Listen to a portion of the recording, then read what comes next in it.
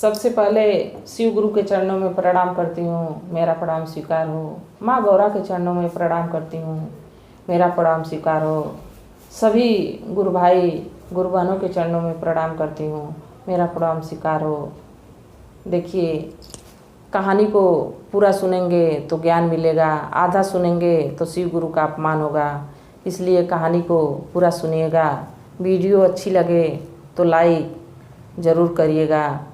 और आइए हम कहानी आज दो भाइयों की सुनाते हैं कि दो भाई कैसे शिव गुरु को मानते हैं और कितना मानते हैं। देखिए, गांव में दो भाई रहते थे। उसमें छोटा भाई जो था वो थोड़ा धर्मात्मा था और जो बड़ा भाई था वो पूजा पाठ कुछ नहीं करता था। तो बड़े भाई की शादी हो गई थी और छोटे भाई की भी शादी हो गई थी। दोनों की पत्नियां जो थीं, छोटे वाले की पत्नी जो थी वो बहुत धर्मात्मा थी, शिव गुरु की शिष्या थी। और जो बड़ी बहू थी वो भगवान को बहुत मानती थी। वो भी पूजा पाठ किया करती थी। दोनों देवरानी जेठानी जो हैं शिव चर्चा में जाती, शिव की आराधना करती। पर जो बड़ा भाई था वो बहुत दुराचारी था। वो कभी भगवान को मानता नहीं था, कोई पूजा पाठ से उसको मतलब नहीं रहता था। वो बस कमाने में लगा रहता था, धन कमाने में लगा रहता था कि कितना कमा लें। तो देखिए, कमाने के साथ साथ माँ बाप को भी याद किया जाता है और अपने गुरु को याद किया जाता है, भगवान माता रानी को याद किया जाता है। बाकी वो किसी को मानता नहीं था, ना अपने माँ बाप को मानता था और ना ही किसी देवी देवता को मानता था। बहुत दुराचारी था, आए दिन अपने पति पे भी शक करता रहता था। जब उसकी पत्नी जाती थी शिव चर्चा तो डांटता था कि क्यों जाती हो ये सब ढकोसला करने। बाकी वो बेचारी कहती थी, समझाती थी कि देखिए, आप नहीं करते हैं तो मत करिए, जो कर रहा है उसको तो करने दीजिए। एक दिन उसके मन में लगा कि ये जो है छोटी बहू जो है मेरी भाई की पत्नी है, ये अगर जो इसके साथ नहीं रहती है तो हो सके कि ये सुधर जाए। बाकी तो छोटी पत्नी बड़ी पत्नी समझाती रहती है कि देखिए, भाई का हक कभी मारा नहीं जाता है। और जो छोटा भाई रहता है बहुत सीधा रहता है। तो छोटे भाई को कहता है कि ऐसा है कि तुम अलग हो जाओ और अलग तुम अपना घर गृहस्थी देखो, मैं अलग रहूँगा। तुम्हारी पत्नी मेरी पत्नी को बिगाड़ रही है और हमेशा ये सब अब एक दूसरे से मिलके पता नहीं कहाँ घूमने चली जाती हैं। तो छोटा भाई कहा कि ठीक है भैया, अगर जो आप ऐसा कहते हैं तो हमको अलग ही कर दीजिए। तो दोनों अलग तो कर दिए। बाकी बड़ी बहू जो थी अपने पति को समझाती रहती थी कि देखिए, ऐसा मत करिए, अपने भाई का जो है धन अगर जो उसके हिस्से का खाएंगे तो सांप की तरह आपको खा जाएगा, आपको पता नहीं चलेगा। बाकी वो बड़ा भाई कहाँ मानने वाला। देखिए, जिसके सिर पे पाप सवार हो जाए वो कभी दूसरों की बात नहीं सुनता, वो तो अपने ही धुन में लगा रहेगा। उसको बस ये धुन थी कि कितना कमाएं और कितना रखें। बाकी उसके बाल बच्चे भी नहीं थे। और जो पत्नी थी बेचारी वो बहुत धर्मात्मा थी।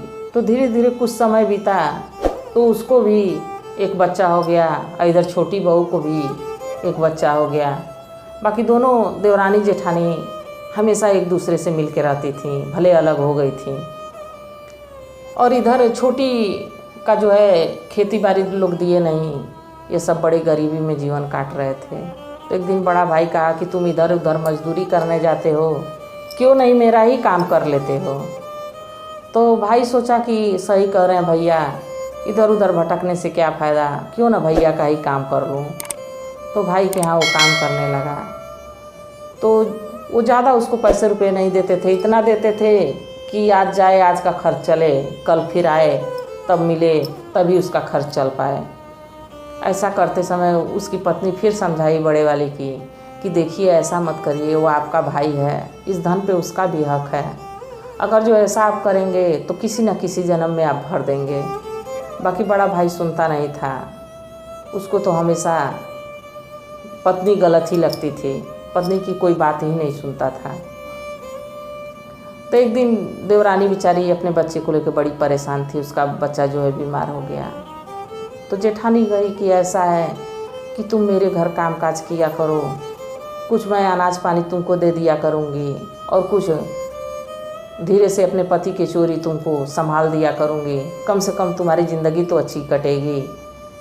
तो सोची कि क्यों ना दीदी कर रही हैं तो दीदी के साथ ही इनका काम करवा दिया करूँगी। कही कि अगर जो मैं ऐसे देती हूँ तो मेरा पति मुझे मारने पीटने लगेगा, काम करोगी तो उसी बहाने देंगे तो ये होगा कि काम कर रही थी।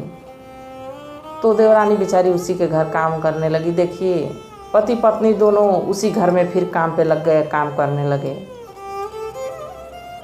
तो जब प्रभु की कृपा होती है तो कहीं ना कहीं से घूम के सुख आता ही है। ऐसे कुछ दिन चलता रहा। बड़ा भाई जो है दुष्ट तो था ही, उसको बीमारी होके और कुछ ही दिन बाद वो स्वर्गवास उसका हो गया। जब वो मर गया तो बड़ी जो उसकी जेठानी थी कही अपने देवर से कि ऐसा है कि अब तो ये मर गए, अब कौन चलाएगा इस घर को। ऐसा है सब कुछ आप आज से मालिक हैं इसके, और मेरा भी खर्च, मेरे बच्चे का भी खर्च आप ही चलाएंगे, और घर कैसे चलेगा ये आप जानिए। फिर देवरानी जेठानी दोनों मिल के खूब रहने लगी। उन लोग के बच्चे पढ़ने लिखने लगे, अच्छे से उन लोग की ज़िंदगी कटने लगी। और कुछ ही दिन के बाद जेठानी की भी मौत हो गई। तो देखिए उधर उसके पति का जो स्वर्गवास हो गया, इधर उसकी पत्नी का भी कुछ ही सालों बाद स्वर्गवास हो गया।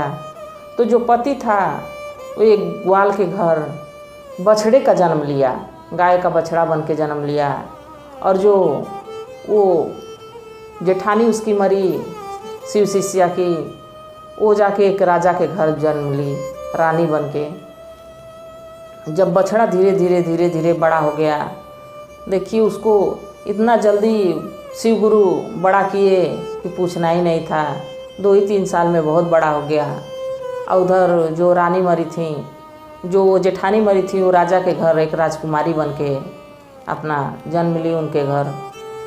तो एक दिन ये जो छोटा भाई था, इसके सब खेती बाड़ी इसके हिस्से में आ गई थी, सब यही देखता था। और जो अपने भैया का लड़का था उसको भी देखता था, जो अपना लड़का था उसको भी पढ़ाता लिखाता, दोनों को यही देखता था। एक दिन क्या हुआ कि खेती ज़्यादा थी, एक बैल से काम नहीं चल रहा था। तो अपनी पत्नी से कहा कि मैं जा रहा हूँ, एक और बैल खरीद के लाऊंगा तो खेती अच्छे से होगी। पत्नी कही ठीक है।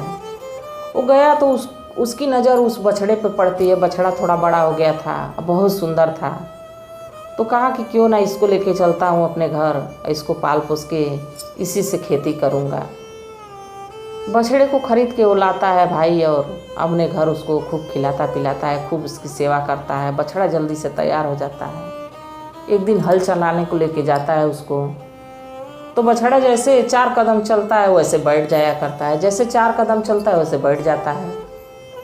उसकी यही दशा थी। घर लेके आता तो अपने पत्नी से कहता इतना पैसा दे के बछड़े को खरीद के लाया, ये तो किसी काम का नहीं है, और ये जो है जब हल चलता है 4 कदम पे जाके बैठ जाता है।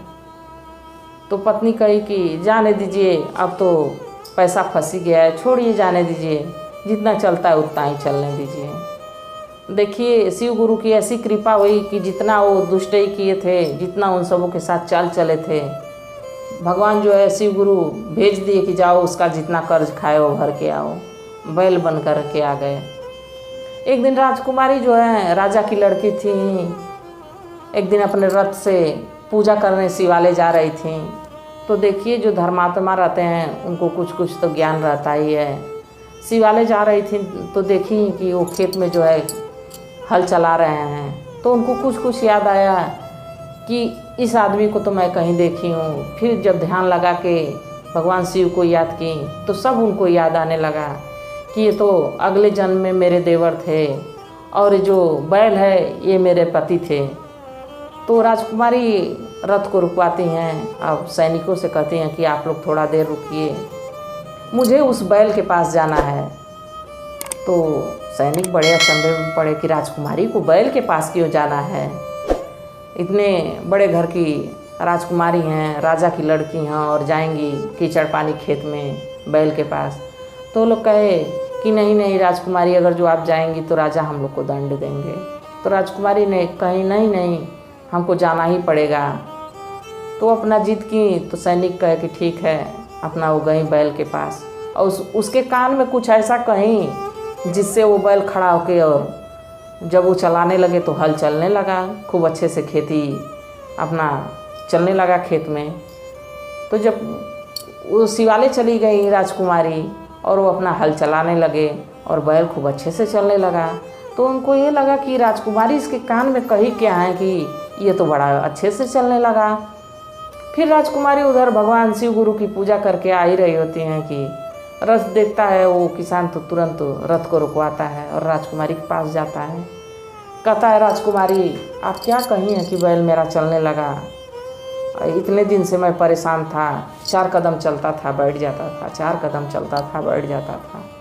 तो राजकुमारी कहीं कि देखिए भैया, मैं इस जन्म में राजा के घर जन्म ली हूँ, अगले जन्म में मैं आपकी भाभी थी और ये जो बैल बन के आए हैं ये मेरे पति थे, ये आपके भैया हैं और मुझे कुछ ज्ञान हुआ है, मैं इनको देखी हूँ तो पहचान गई हूँ।